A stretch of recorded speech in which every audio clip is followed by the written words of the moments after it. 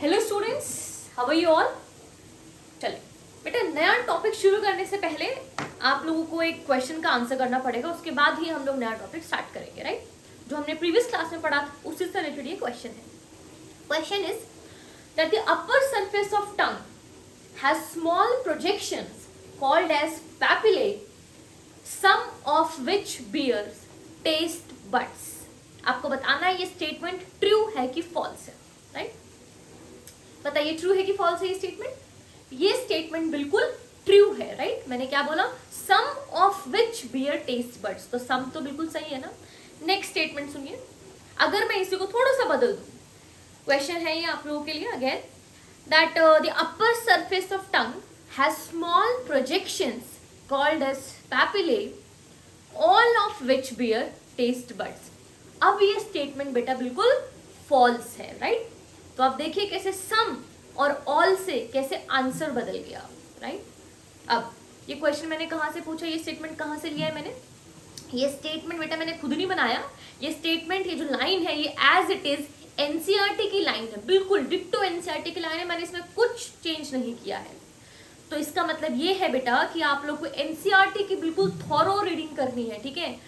Biology जो है उसमें आप बिल्कुल फुल आउट ऑफ नंबर ला सकते हो only by reading NCERT, but आपको जो लाइन है आपको उसका मतलब समझ में आना चाहिए, रट्टा नहीं मारना है, राइट। दूसरी बात, उस लाइन का मीनिंग कब समझ में आएगा, जब आप उस लाइन को डिकोड करेंगे तभी आपको उसका मीनिंग समझ में आएगा, राइट। बिल्कुल थॉरो रीडिंग करनी बेटा, वर्ड बाय वर्ड, ठीक है। इनफैक्ट जो चैप्टर के स्टार्टिंग में जो एक इंट्रोडक्शन होता है आपको वो भी पढ़ना है। उसके अलावा चैप्टर के एंड में जो समरी है, because there are some points which are not given in the main chapter, but उनको इंक्लूड किया है समरी में, so you have to go through summary as well बेटा, राइट। एनसीईआरटी को पढ़िए, बिल्कुल थॉरो रीडिंग करिए। और बेटा क्वेश्चन प्रैक्टिस के लिए बच्चे मुझसे पूछते हैं, हम क्वेश्चन प्रैक्टिस के लिए, हाँ बुक्स आप करिए फॉलो, जो आप लोग को पता है ऑलरेडी, है ना। आप बुक्स करिए, प्रीवियस ईयर क्वेश्चंस करिए, सब कुछ करिए, एनसीईआरटी एग्जाम्पलर करिए, एमटीजी करिए, प्रीवियस ईयर क्वेश्चन पेपर्स करिए।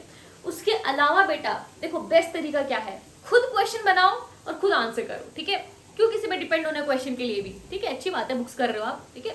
बट बेस्ट तरीका इज कि जो एनसीईआरटी है, आपने एक पैराग्राफ पढ़ा, आप उस पैराग्राफ में से आप देखिए, आप खुद क्वेश्चन बनाइए, लाइन को उठाइए, उस पर आप खुद क्वेश्चन बनाइए और खुद आंसर करिए, ठीक है। और वहां पे कुछ, जैसे अभी मैंने आपको एक एग्जांपल दिया ना, स्टेटमेंट वाला एग्जांपल है ना, पेपिले वाला, तो उस स्टेटमेंट में आप कुछ गलत ऐड कर लीजिए, ठीक है। उसमें आप मतलब जहाँ पे प्रेजेंट है वहां पे नॉट लगा लीजिए कि नहीं है ये, फिर देखिए कि स्टेटमेंट ट्रू है कि फॉल्स है। तो इस तरीके से आप बहुत ही आसान तरीके से पूरी एनसीईआरटी की रीडिंग कर सकते हैं बेटा, ठीक है, और आपको बहुत अच्छे से समझ में आ जाएगा। चलिए अब स्टार्ट करते हैं हम लोग। आज का हमारा जो टॉपिक है बेटा दैट इज टीथ, राइट।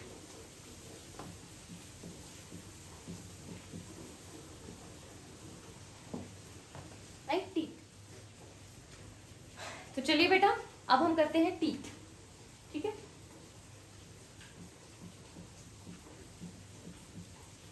ठीक है बेटा,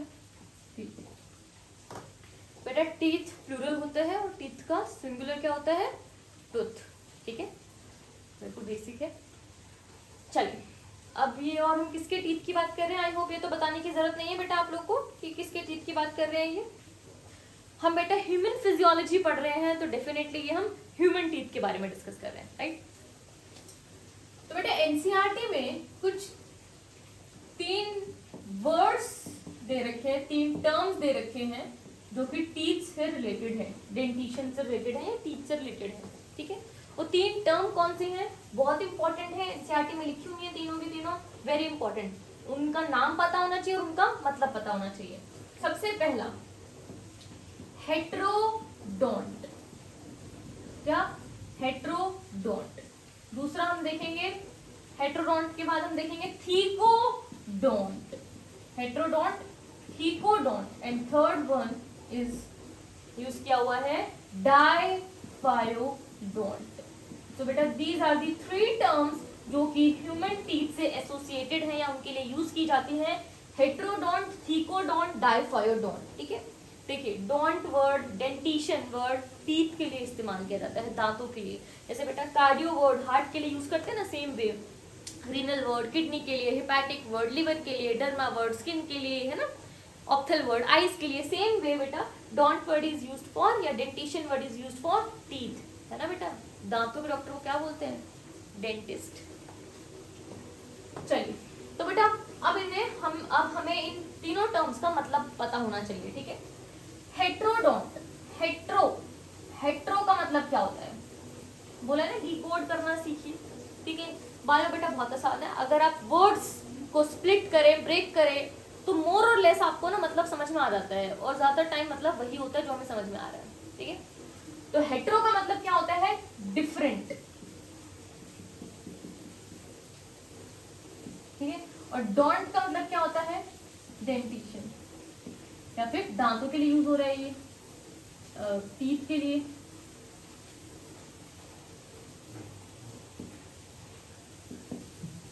ठीक है, तो हेट्रोडोंट का मतलब क्या समझ में आता है यहाँ से कि डिफरेंट टाइप्स ऑफ टीथ होंगे तो हम टर्म यूज करेंगे हेट्रोडोंट। बिल्कुल सही है, बिल्कुल सही बात है।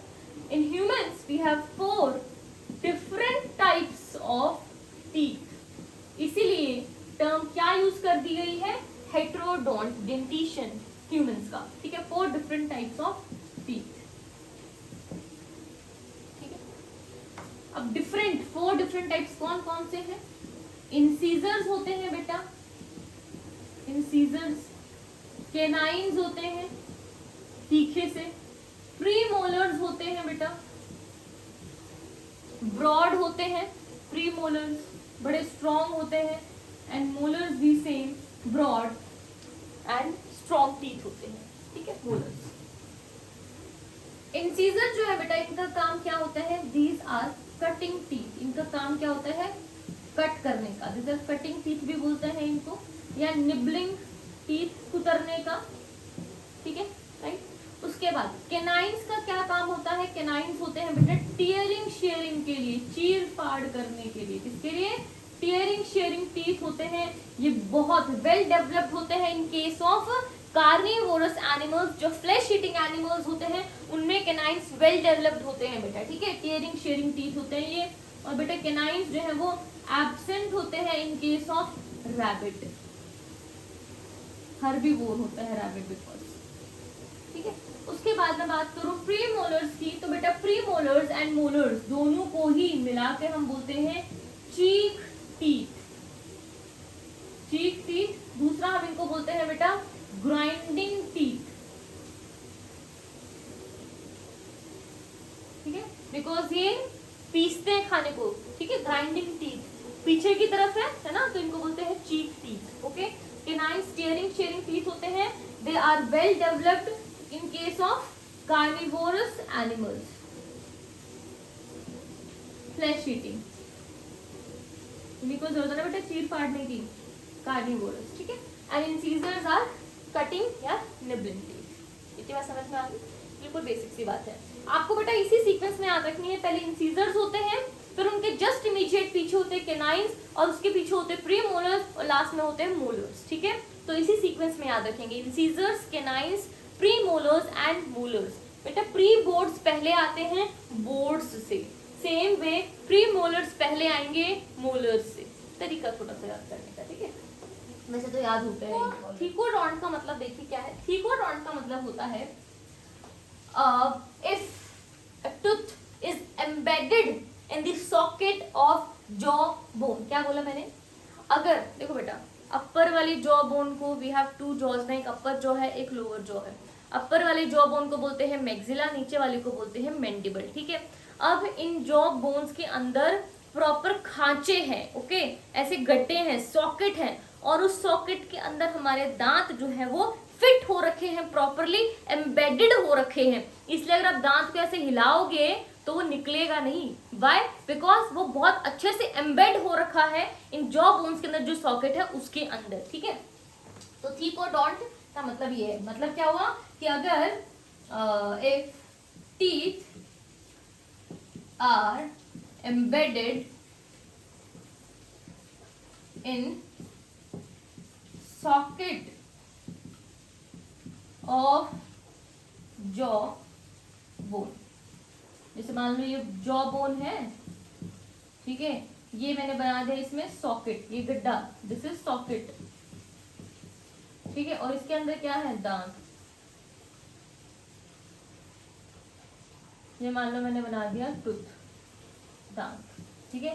तो ये जो दांत है ये कैसे इस सॉकेट के अंदर धंसा हुआ है, ठीक है। इसी अगर ऐसा अरेंजमेंट है दांतों का तो हम उसके लिए वर्ड यूज करते हैं बेटा थीकोडोंट डेंटिशन। क्लियर।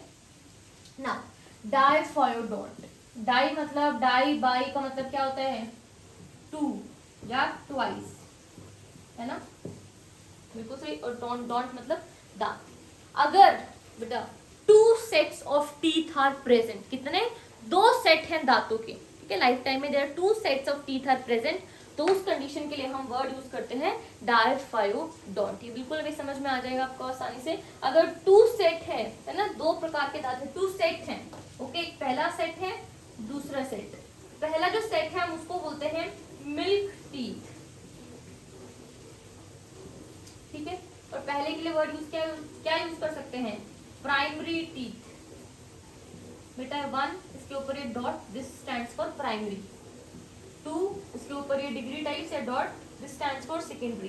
तो हम इनको मिल्क टीथ बोल सकते हैं, प्राइमरी टीथ बोल सकते हैं, या हम इनको डेसिडियस टीथ बोल सकते हैं।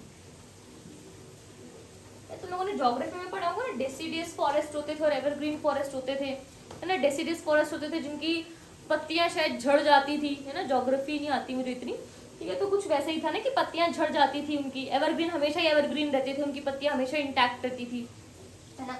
तो वैसे ही तो ये जो प्राइमरी टीथ होंगे, मिल्क टीथ होंगे, डेसिडियस टीथ होंगे, अभी हम देखेंगे कि ये आते हैं एक बार, फिर ये धीरे धीरे सारे गिर जाते हैं और किससे रिप्लेस हो जाते हैं, परमानेंट टीथ से रिप्लेस हो जाते हैं। तो बेटा या तो इन्हें मिल्क टीथ कह दो, प्राइमरी टीथ कह दो, डेसिडियस टीथ कह दो, और क्योंकि ये टेम्परेरी होता है ना, थोड़े टाइम के लिए, फिर रिप्लेस हो जाएंगे बाद ही परमानेंट टीथ, तो हम इनको टेम्परेरी टीथ भी बोलते हैं, ठीक है। और दूसरे वाला सेट कौन सा होगा, दूसरा सेट कौन सा है, इन्हें बोलते हैं, एक पहले वाले टेम्परेरी, तो दूसरे कौन से होंगे, परमानेंट है बेटा ये, ठीक है, परमानेंट टीथ है। परमानेंट का मतलब अब ये नहीं टूटेंगे, ठीक है, अब मतलब टूट सकते हैं, अब तुम खुराफात करो तो टूट सकते हैं, बट फिर दोबारा मत उम्मीद करना है कि दोबारा आएंगे वो, ठीक है। ये परमानेंट टीथ है, ठीक है। Permanent teeth. उसके बाद हम इन्हीं को बोलते हैं अडल्ट टीथ, मतलब खुद से नहीं गिरेंगे, आगे मैं समझ में, हाँ। तो परमानेंट टीथ या अडल्ट टीथ बोलते हैं इनको, ओके। या हम इनको सेकेंडरी भी टीथ बोल सकते हैं, बिकॉज पहले ही आ रहे हैं। मेन जो वर्ड यूज करते हैं वो परमानेंट टीथ या अडल्ट टीथ ही यूज करते हैं। इतनी बात समझ में आ गई। दो सेट है, ठीक है, हमारे ये ह्यूमन डेंटिशन की ही बात हो रही है, ह्यूमन टीथ हमने पढ़ा। इसमें हम लोगों ने पढ़ा कि बेटा 3 terms are associated with human teeth. सबसे पहला हमने देखा हेट्रोडोंट, थीकोडोंट, डायफोडोंट। हेट्रो का मतलब होता है डिफरेंट और डोंट मतलब होता है टीथ। तो we have 4 different types of teeth humans में, incisors, canines, premolars, molars. Incisors का जो होता है कटिंग टीथ है, निबलिंग टीथ होता है। कैनाइन स्टीयरिंग शेयरिंग टीथ होते हैं। रैबिट में एब्सेंट होते हैं। They are well developed in case of carnivorous animals. और इन दोनों को बोलते हैं चीक टीथ या ग्राइंडिंग टीथ होते हैं, ठीक है। उसके बाद हमने पढ़ा थीकोडोंट क्या होता है। तो थीकोडोंट का मतलब होता है अगर दांत जॉ बोन के अंदर सॉकेट में धंसा हो, घुसा हो, एम्बेडेड हो, तो हम उसके लिए कंडीशन, इस कंडीशन के लिए जो टर्म यूज करते हैं that is thecodont condition, right. और अगर डायफोडोंट का मतलब क्या है, अगर बेटा there are 2 sets of teeth are present in the life time of an organism, अगर 2 सेट प्रेजेंट है दांतों के, तो हम वर्ड यूज करेंगे डायफोडोंट, ठीक है। एक होते हैं मिल्क टीथ है, प्राइमरी टीथ है, डेसिडियस टीथ है, टेम्परेरी टीथ, एक ही बात है, ये सबका एक ही मतलब निकलता है।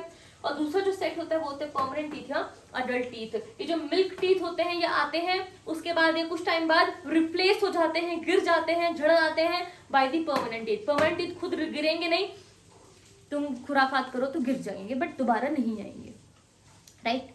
नोट दिस डाउन, उसके बाद आगे देखते हैं।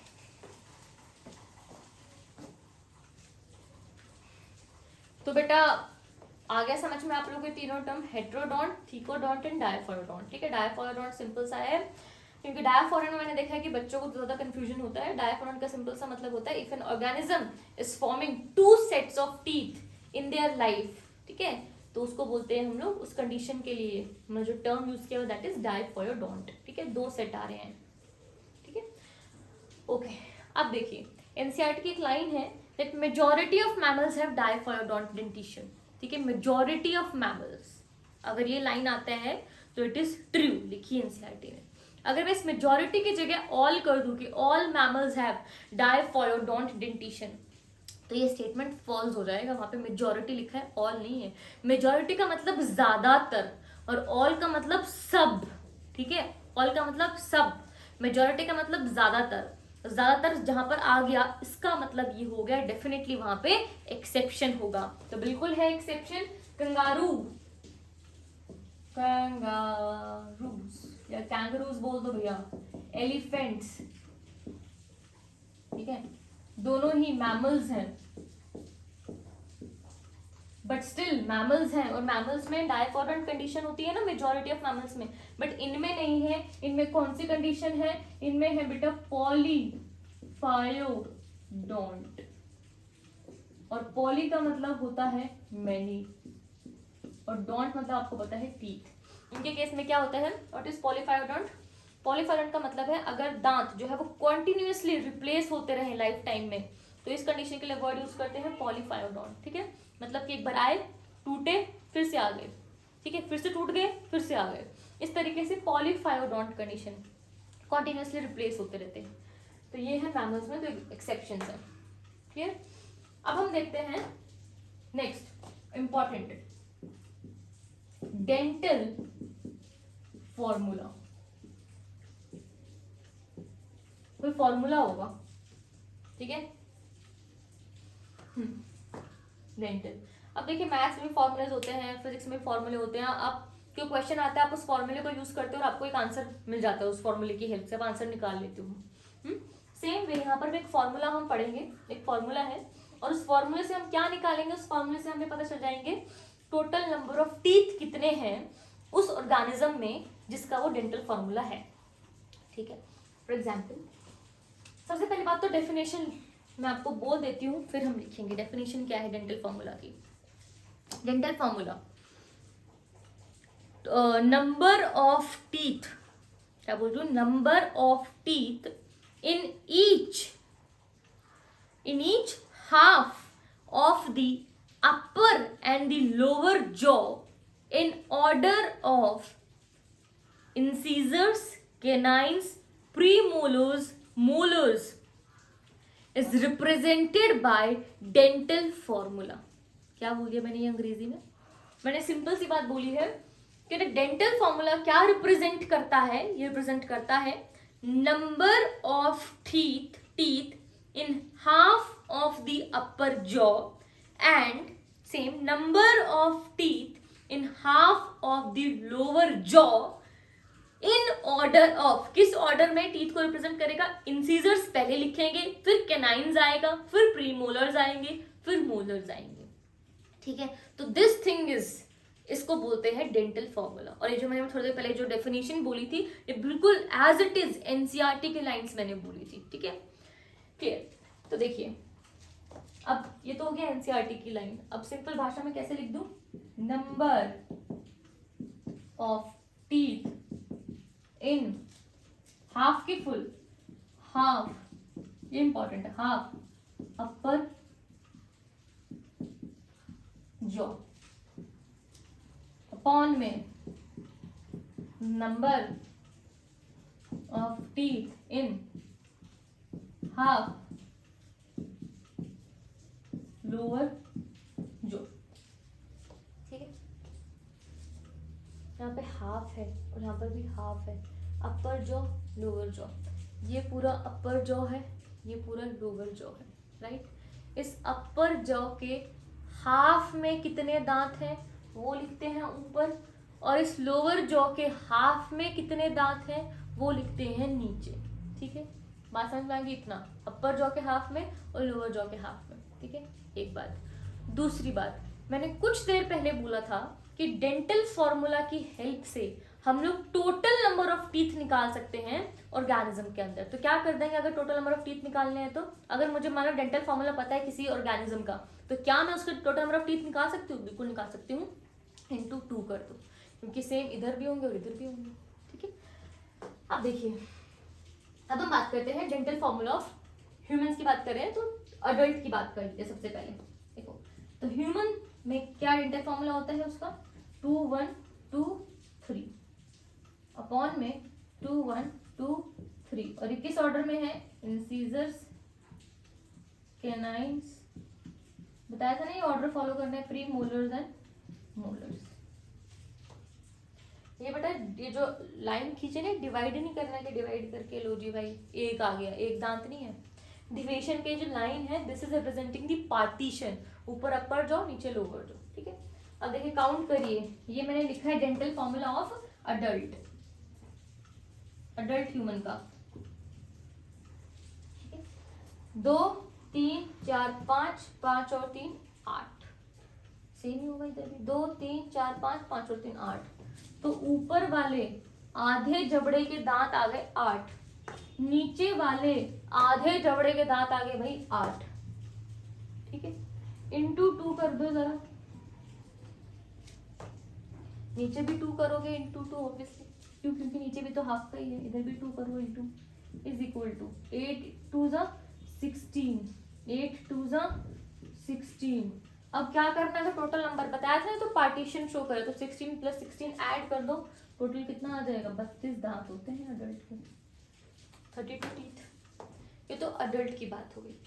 अब हम बात करते हैं बेटा चाइल्ड की, आप इतना नोट करिए, फिर हम देखेंगे कि जो बच्चे होते हैं, है ना, चाइल्ड या चिल्ड्रन, उनका डेंटल फॉर्मूला क्या होता है।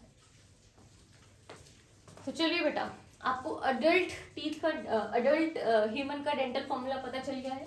हम एक बार लिख लें अडल्ट का डेंटल फॉर्मूला 2 1 2 3 बाय 2 1 2 3 अडल्ट का है। इधर हम लिख लेते हैं चाइल्ड का 2 1 0 2 होता है बेटा, और इधर भी 2 1 0 2 होता है। अडल्ट के अंदर देखिए बेटा, दो हाफ की बात हो रही है बेटा, हाफ अपर जॉ में और हाफ लोअर जॉ में, बार बार मैं नहीं बोलूंगी, आपको पता चल गया है। तो अगर हाफ की बात करते हैं, इंसीजर्स हैं, कैनाइन्स हैं, प्री मोलर्स एंड मोलर्स हैं। देख रहे हैं, 2 इंसीजर्स हैं आधे जबड़े में, 1 कैनाइन है, 2 प्री मोलर्स एंड 3 मोलर्स हैं, ठीक है। ऐसे ही यहाँ पर भी incisors, canines, premolars and molars. बच्चे में देखिए क्या होता है, बच्चे में कौन से वाले दांत हैं जो बिल्कुल एब्सेंट है, जो आए ही नहीं है? कौन से हैं? प्री मोलर, उसकी जगह 0 0 लिखा है मतलब नहीं है। और कौन सा एक दांत कम दिख रहा है? लास्ट मोलर कम दिख रहा है। यहाँ पे 3 मोलर है, यहाँ पे 2 मोलर, यानी कि लास्ट मोलर नहीं आया है, जिसको हम विजडम टूथ भी कहते हैं, अकल दांत, ठीक है ना। तो लास्ट मोलर नहीं आया होता है और प्री मोलर्स नहीं आए हैं बिल्कुल भी। इतनी बात समझ में आ गई। नेक्स्ट, टीनेजर्स, ठीक है। टीनेजर का डेंटल फॉर्मूला क्या होगा बेटा? टीनेजर में 2 1 2 2 अपॉन में 2 1 2 2, यानी कि इंसीजर्स भी, इंसीजर के नाइन्स तो बच्चे में ही आ रखे हैं पूरे, यानी कि प्री मोलर्स जो है वो आ जाते हैं कंप्लीट, और मोलर जो है वो लास्ट मोलर नहीं आया है, वो अडल्ट में आता है, जिसको बोलते हैं विजडम टूथ। इतनी बात समझ में आ गई। अब हम देख रहे हैं यहाँ पे कि मिल्क टीथ अगर पूछा जाए, मिल्क टीथ का डेंटल फॉर्मूला क्या है? मिल्क टीथ, तो क्या बोलोगे मिल्क टीथ का डेंटल फॉर्मूला? यही है 2102, यही है मिल्क टीथ का डेंटल फॉर्मूला, ठीक है ना। उसके बाद अगर पूछा जाए आप लोगों से कि मोनोफायोडोंट टीथ कौन से होते हैं? मोनोफायोडोंट का मतलब होता है जो एक ही बार आते हैं, ठीक है, जो एक ही बार आते हैं, जो बार बार आते हैं, वो केवल once, only one time, mono मतलब वन, ठीक है। तो आप देखिए यहाँ से आप बता सकते हो मुझे कौन सा दांत है जो केवल एक ही बार आ रहे हैं? ये वाले प्री मोलर्स, प्री मोलर्स हैं, और लास्ट मोलर है वो एक बार आते हैं। तो मोनोफायोडोंट जो टीथ हो गए,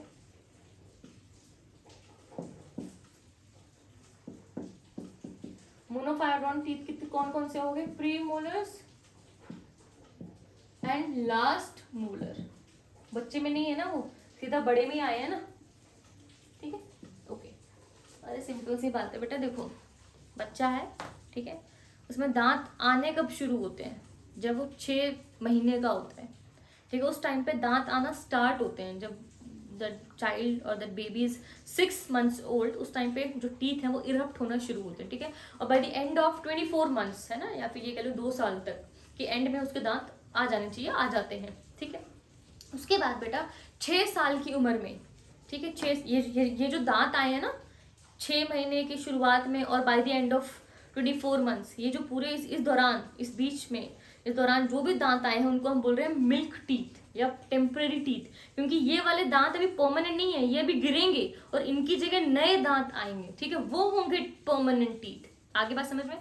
तो जब बच्चा 6 साल की उम्र का हो जाएगा उस टाइम पे ये जो दांत आए हुए हैं ऑलरेडी, जो मिल्क टीथ हैं, ये धीरे धीरे धीरे धीरे क्या होंगे, ग्रेजुअली गिरना शुरू होंगे और रिप्लेस होना शुरू होंगे बाय द परमानेंट टीथ। अरे बात समझ में आ गई?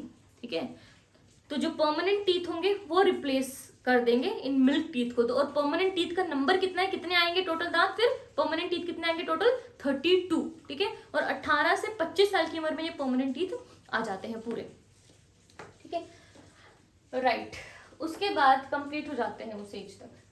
तो अब देखिए ये हो गया मिल्क टीथ का डेंटल फॉर्मूला सेम ही हो जाएगा 2102 कॉल में 2102। और मोनोपायोडोंट टीथ कौन से हो रहे हैं, जो केवल एक ही बार आ रहे हैं, जो बच्चे में थे ही नहीं, ठीक है ना। देखो बच्चे में कौन से, 2 प्रीमोलर थे, लास्ट का मोलर नहीं था, ये मोनोपायोडोंट टीथ है। ओके, अब हम बात करते हैं कि मिल्क टीथ टोटल नंबर में कितने होंगे। टोटल नंबर में कैसे निकाल लो, 2 3 4 5, ऐड कर लो सबको, 2 3 4 5 5, और क्या करोगे, इंटू 2, क्यों, क्योंकि आधे का है, नीचे वाले का भी आधे का है, ऊपर आया 10, इधर आया 10 इज इक्वल टू कितना आया 20। तो यानी कि 20 जो है वो होते हैं मिल्क टीथ। क्या होते हैं, 20 मिल्क टीथ, ठीक है। और परमानेंट टीथ कितने होते हैं, परमानेंट टीथ का नंबर कितना है, एट लास्ट हमारे पास कितने दांत आए टोटल, 32। मिल्क टीथ कितने हैं, 20।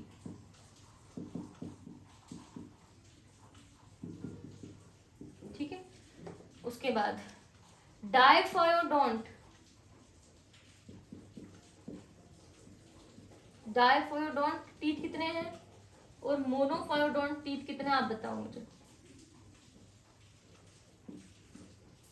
मोनोफायोडोंट टीथ, पहले मोनो बता दो। चलो, मोनोफायोडोंट टीथ कौन से हैं, जो केवल एक ही बार आ रहे हैं, है ना। ऐसा नहीं हुआ कि बच्चे में आए फिर गिरे फिर से आ गए, ऐसा नहीं है, वो बच्चे में थे ही नहीं, वो एक ही बार आए हैं, ठीक है। तो वो कौन कौन से थे, प्री मोलर थे और लास्ट मोलर थे। तो कैलकुलेट कैसे करोगे, टोटल नंबर ऑफ टीथ कितने होंगे, देखिए आधे में 2 2 और इधर एक कम, यानी कि 3 आए हैं, एक साइड में 3 आए हैं, 3 3 3 3, 3 इंटू 4 12। तो यानी कि 12 टीथ ऐसे हैं जो लाइफ टाइम में एक ही बार आते हैं, दे आर मोनोफायोडोंट टीथ, ठीक है। और अब डायफायोडोंट कौन से हैं, कितने होंगे नंबर में बताइए,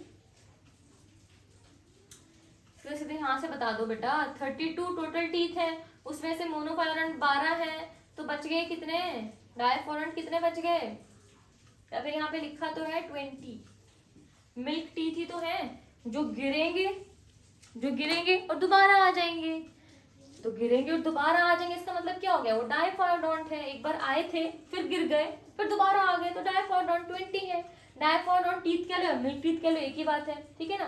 परमानेंट टीथ टोटल 32 है और मोनोफायोडोंट कितने हैं, 12 है। तो ये बहुत इंपॉर्टेंट है, ठीक है। तो बेटा very important adult formula, child में पूछा जाता है, चाइल्ड में कौन से दांत बिल्कुल नहीं होते, एब्सेंट होते हैं। तो ऑप्शन में रहेगा, पहला ऑप्शन रहेगा प्री मोलर्स, ठीक है। दूसरा ऑप्शन रहेगा pre molars and last molar, ठीक है। मान लो सी डी कुछ बिल्कुल आपको सिर्फ इन दो में कंफ्यूजन हो रहा है। अब देखना मोस्ट ऑफ द बच्चे क्या लगा कर आएंगे, pre molar and last molar. Question क्या आया है कि कौन से वाले टीथ, ठीक है, are completely absent and premolars and molars, यहाँ पे लिखो मोलर्स, ठीक है, are completely absent in case of child, ठीक है।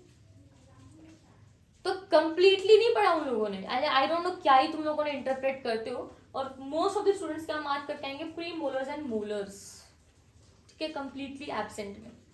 भैया मोलर्स कंप्लीटली एब्सेंट नहीं है, मोलर्स 2 है बच्चे में, कौन सा वाला नहीं है, लास्ट मोलर नहीं है, अदरवाइज 2 तो है ना बच्चे में, है ना। यहाँ पे तो मोलर्स लिखा हुआ है, तो आंसर ये वाला जो अगर आप लगाओगे तो गलत आंसर है। आंसर क्या आएगा इसका, प्री मोलर्स, ठीक है। प्री मोलर्स वो दांत हैं जो कि बच्चे में कंप्लीटली एब्सेंट है, जीरो है ही नहीं।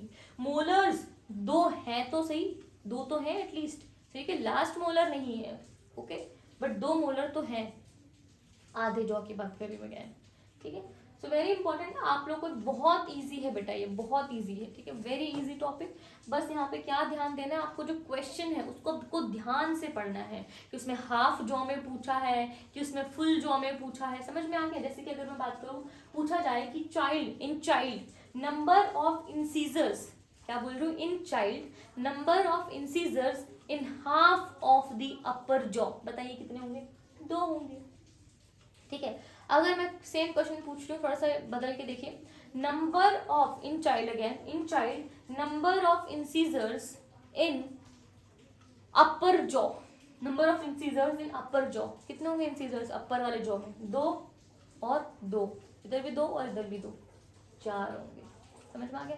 तो आपको ध्यान देना है बेटा कि हाफ में पूछा है कि फुल में पूछा है, मिल्क टीथ पूछा है कि मोनोफायडोंट पूछा है, डायफायडोंट पूछा है, टोटल नंबर ऑफ टीथ पूछा है, everything you just have to read the question very carefully. अगर आपने क्वेश्चन को अच्छे से पढ़ लिया और आपको ये अंडरस्टैंडिंग है तो कोई क्वेश्चन गलत नहीं होगा, this is very easy, alright, please note this down. उसके बाद विल सी, इसके बाद हम लोग देखेंगे बेटा, आगे देखते हैं structure of teeth, okay, tooth singular, एक दांत का पढ़ेंगे स्ट्रक्चर, तो स्ट्रक्चर ऑफ टूथ हम पढ़ेंगे।